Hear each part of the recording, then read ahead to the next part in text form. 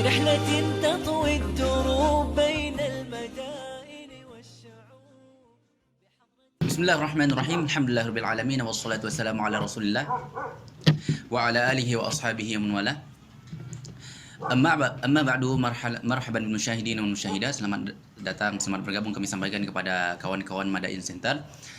Selamat bergabung dalam rangkaian mudzakarah manzumah dan mutun-mutun ilmiah kita, yang dimana pada video kali ini dan video-video selanjutnya insyaallah kita akan menta'liq atau membahas sedikit tentang manzumah al-Baiquniyah dalam ilmu al-hadis. Pada video selanjutnya teman-teman sekalian, kita sudah membahas tentang syarat hadis sahih. Kita sudah membahas syarat hadis sahih yang pertama. Kita katakan syarat hadis sahih, syarat suatu hadis dikatakan sahih adalah ketika dia memenuhi 5 syarat.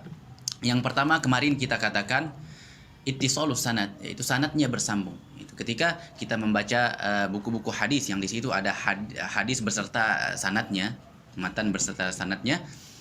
Nah, ketika sanad tersebut bersambung, maka kita bisa mengatakan salah satu syarat hadis sahih sudah terpenuhi. Akan tetapi ketika kita membuka buku hadis, bagaimana caranya kita mengetahui bahwa hadis tersebut, sanad tersebut bersambung?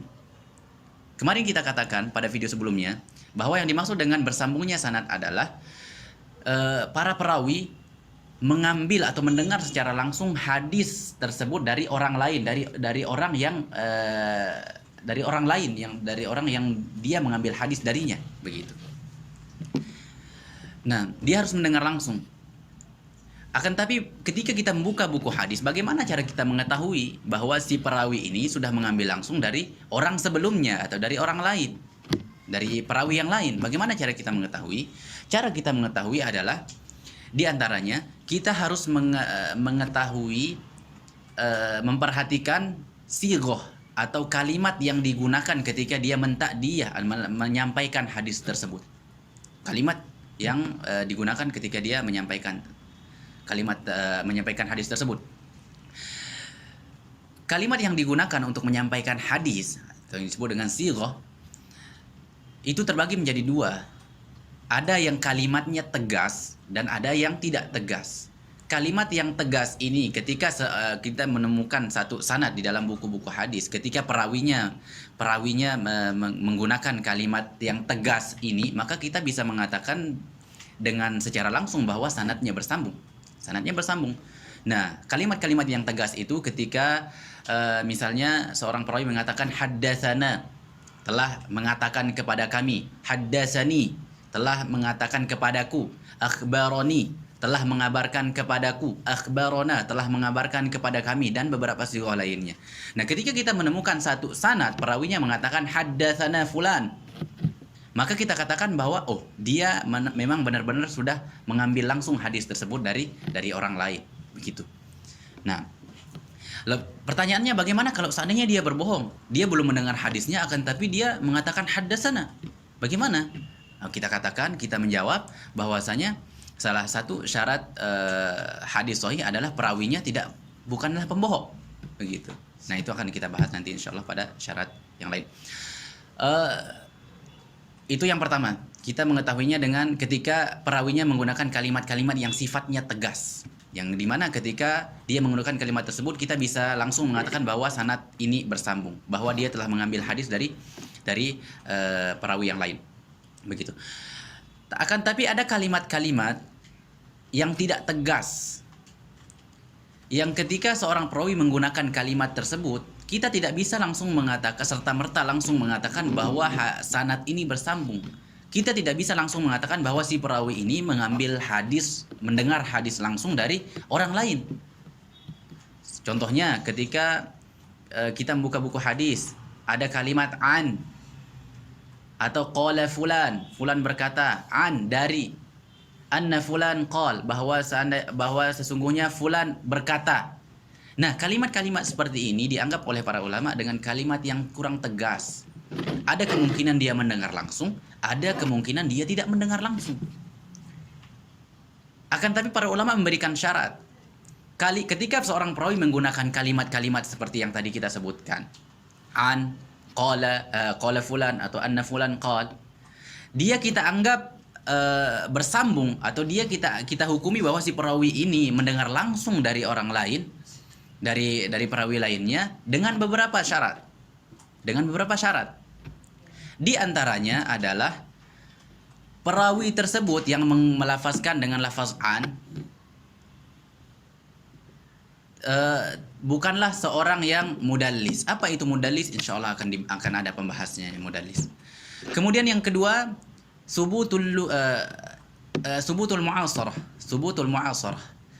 yaitu perawi yang menggunakan lafaz an tadi berada di zaman yang sama, gitu. Kemudian syarat yang ketiga adalah imkaniyatul luqi. Ada kemungkinan si perawi ini bertemu dengan perawi yang lain. Ada kemungkinan si perawi ini bertemu dengan perawi yang di mana dia mengambil hadis tersebut darinya, begitu.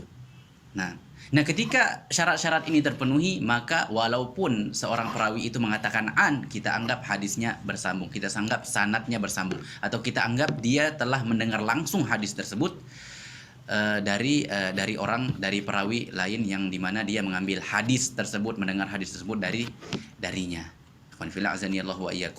Kemudian syarat hadis sahih yang kedua yaitu al-adalah. Itu seorang perawi harus bersifat adil. Seorang perawi bersifat adil itu artinya Ibnu Hajar rahimahullahu tabaraka wa taala mendefinisikan al-adalah atau adil itu dengan definisi malakatun tahmiluhu ala mulazamati taqwa wal muru'ah, yaitu sifat yang dimana sifat tersebut membawa dia untuk senantiasa bertakwa kepada Allah Subhanahu wa taala, wal muru'ah, dan menghindari hal-hal yang dapat mencoreng kehormatannya. Para ulama hadis menyebutkan seseorang dikatakan adil ketika memenuhi 5 syarat.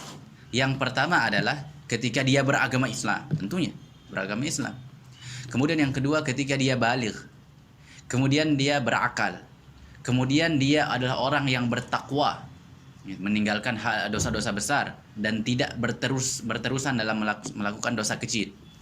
Kemudian yang terakhir, yang kelima adalah dia meninggalkan hal-hal yang dapat mencoreng muru'ah atau kehormatan dia. Nah, ketika 5 hal ini terpenuhi, maka seseorang dikatakan adil atau mempunyai sifat adil. Yang ketika dia mempunyai sifat adil, maka hadisnya bisa diterima. Kemudian 3 syarat yang lain, insya Allah kita akan bahas pada video selanjutnya. Insyaallah tabaraka wa taala. Ini yang dapat kami sampaikan. Allahu taala a'lam wa akhiru da'wana alhamdulillahi rabbil alamin. Assalamualaikum warahmatullahi wabarakatuh. ولحفظ آيات الكتاب ها قد أتينا كل باب نمضي على درب الصواب من قبل أن تجلو القلوب.